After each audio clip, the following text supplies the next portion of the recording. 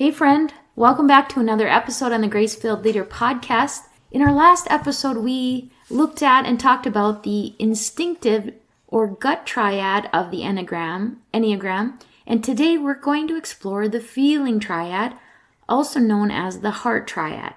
We're going to take a closer look at types 2, 3, and 4. So if you're ready to understand a little bit more about yourself, what drives your behavior, and how to grow in your personal and professional life, stay tuned for more.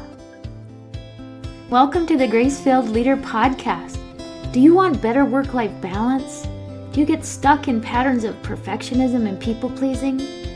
Have you always been an overachiever but never really felt good enough, no matter how much outward success you achieve? Do you want more time for the things that matter most? Well, you are in the right place.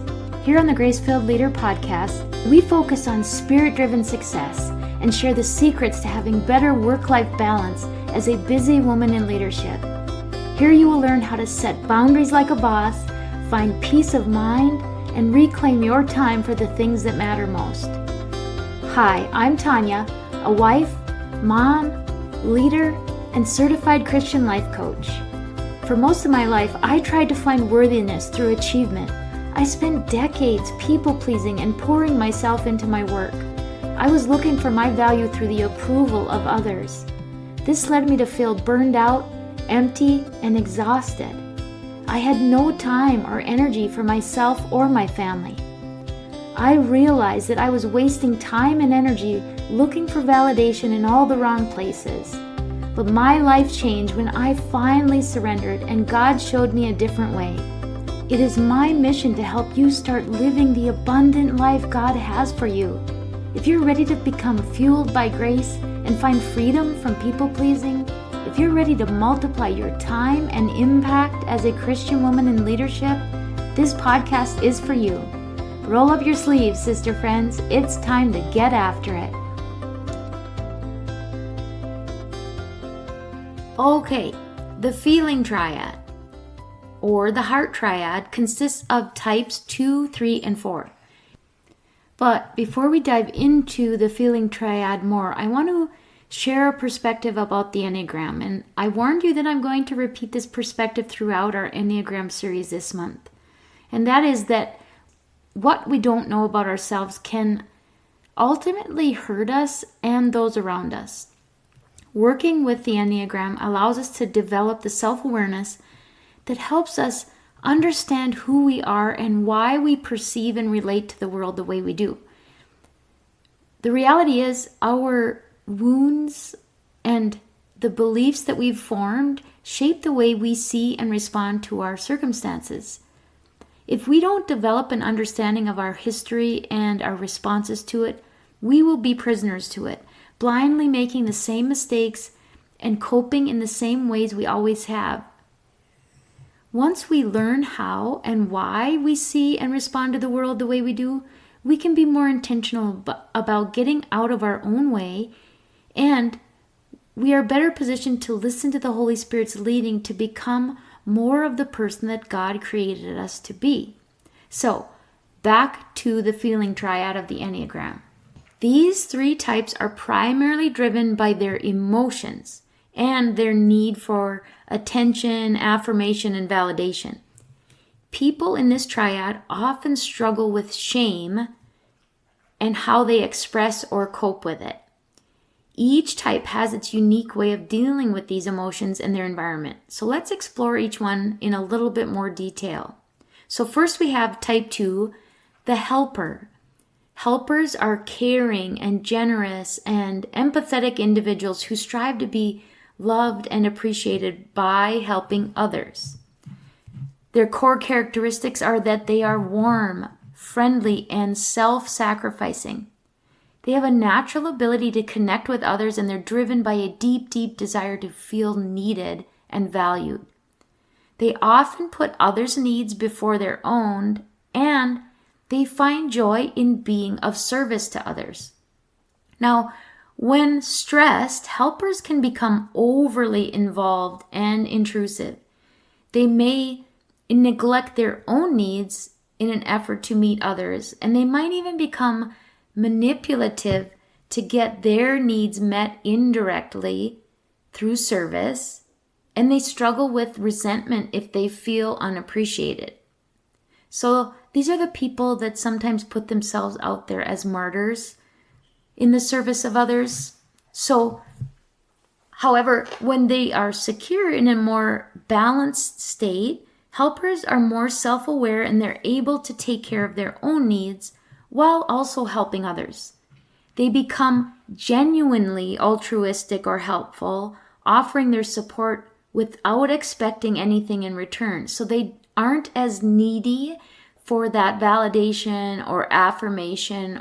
They don't have as strong of a need to be needed or valued when they are in a healthier state, because they truly want to be giving and service-minded from an altruistic place.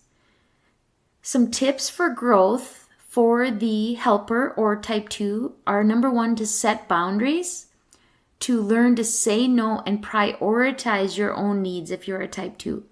It's okay to take care of yourself first. Remember, if we don't take care of ourselves, we really can't effectively take care of others. And we might be taking care of them or serving them with a sort of underlying manipulative need to be needed. The second tip is to seek authenticity. So, along the lines I was just talking about, ensure that your help is given freely and not as a means to gain love or approval. So give for the sake of giving, not for recognition. And the third tip is to develop more self-awareness. Reflect on your motivations and recognize when you're overextending yourself. So when you are giving or helping or serving, look within and understand your motivations. Are you truly wanting to serve for the sake of serving, or do you have selfish motivations guiding that service? And recognize when you're overextending yourself, because when you are, you're going to be more at risk for serving for the wrong reasons. Next, we have type 3, the achiever. Achievers are goal-oriented, they're adaptable, and they are success-driven individuals who strive to be valuable and admired. Their core characteristics are that achievers are ambitious, they're efficient, and they are very image conscious. They have a strong desire to excel and to be recognized for their accomplishments. They're highly adaptable and they can easily adjust their image to fit different situations and expectations. When they're under stress, achievers can become overly competitive and even become workaholics. They might cut corners just to achieve success. They might become overly concerned with their image, and they might fear failure very intensely. Now, in contrast, when the achiever is in a state of balance and security, they are more genuine and self-aware.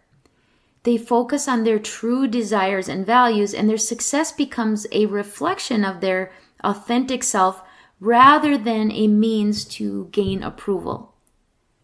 So, some tips for growth and development for the achiever. Number 1, cultivate authenticity. So, focus on what truly matters to you beyond external validation. Number 2, embrace failure. See failure as a learning opportunity and not a reflection of your worth or your value.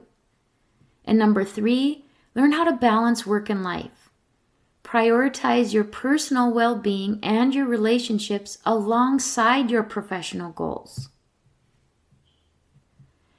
And finally, we have type 4, the individualist. Individualists are very creative, sensitive, and introspective individuals who strive to be very unique and authentic. Some core characteristics of the individualists are that they are very expressive, they feel deeply, and they are very imaginative.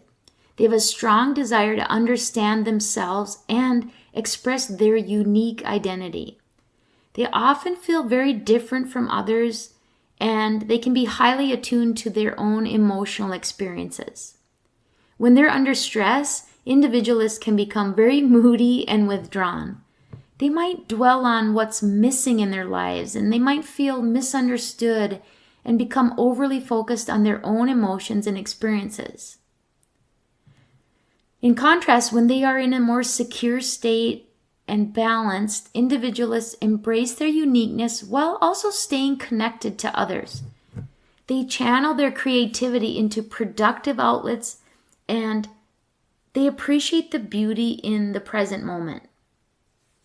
Some tips for growth and development for the individualist is to first practice gratitude. Focus on the positives in your life and what you have rather than what you lack or what is missing. The second tip is to stay grounded. Engage in activities that connect you to the present moment and to other people. And the third tip is to express creatively. Use your creative talents in ways that bring joy and fulfillment and that share your gifts with the world. So use that creativity and imagination to pay it forward or build others up. So I'm going to go over those 3 types one more time. Again, this is the feeling triad.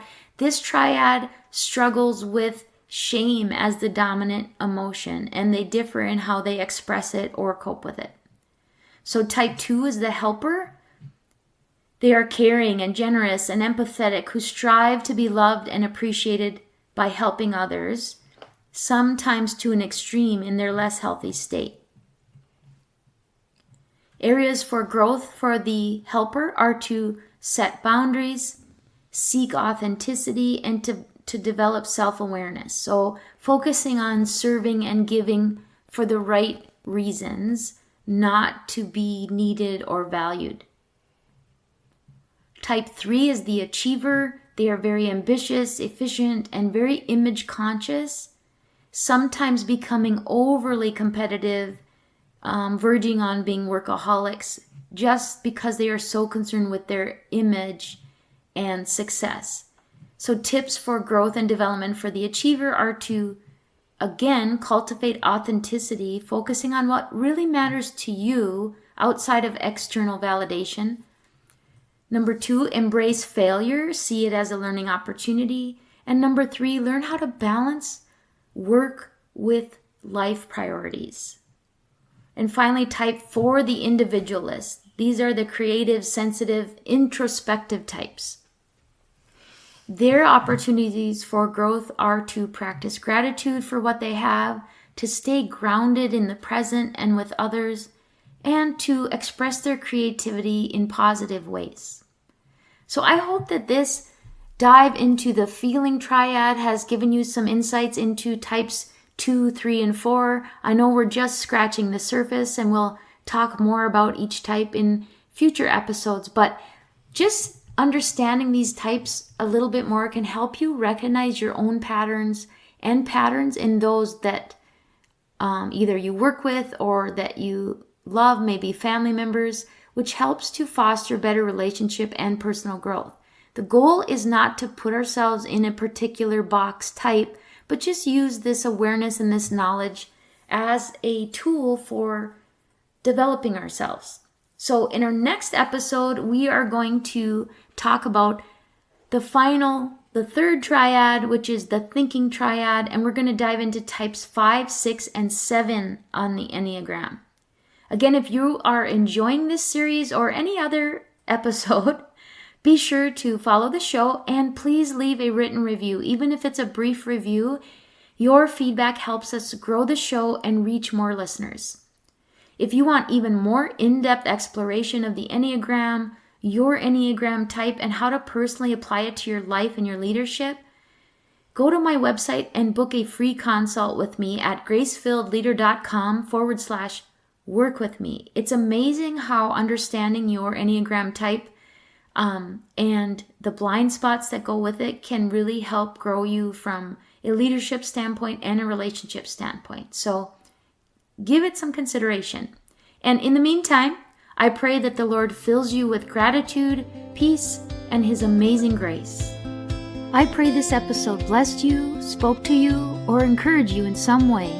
If so, please share it with a friend and head on over to Apple Podcasts to leave me a review. That's the only way for me to know if you're enjoying the show.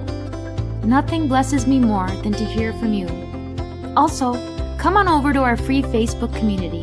This is a great place for us to support one another on our faith and leadership journeys. You can find the link to the group in the show notes or go to gracefilledleader.com/community. If you have questions or content ideas for the show, please send me a message on SpeakPipe or via email. Go to gracefilledleader.com/contact and leave a written or voice recorded message. I would love to know how I can best serve you on the podcast. Now to Him who can do immeasurably more than we can ask or imagine, according to His power that is at work within us. Ephesians 3, verse 20. Until next time, my friends, God bless.